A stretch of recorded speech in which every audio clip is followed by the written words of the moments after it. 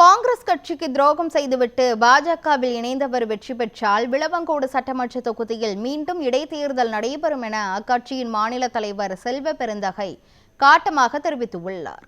பரப்புரையின் போது பேசிய அவர், விளவங்கோடு தொகுதி காங்கிரஸ் கட்சிக்கு எப்போதும் பக்கபலமாக இருந்துள்ளது என்று தெரிவித்துள்ளார். இதற்கு முன்பு காங்கிரஸ் கட்சி ஒருவருக்கு 3 முறை வாய்ப்பளித்தும் அவர் கட்சிக்கு துரோகம் செய்துவிட்டு பாஜகவில் இணைந்து விட்டார் என்றும், இந்த முறை மக்கள் மீண்டும் அவரை வெற்றி பெற செய்தால் விளவங்கோடு தொகுதிக்கு மீண்டும் இடைத்தேர்தல் வரும் என்றும் கூறினார். காங்கிரஸ் வேட்பாளர் பிரவீனை ஆதரித்து அக்கட்சியின் மாநில தலைவர் செல்வ பெருந்தகை, தமிழக காங்கிரஸ் பொறுப்பாளர் கிரிஷ் சோடங்கர், அமைச்சர் மனோ தங்கராஜ், MP விஜய் வசந்த் உள்ளிட்டோர் வாக்கு சேகரித்தனர்.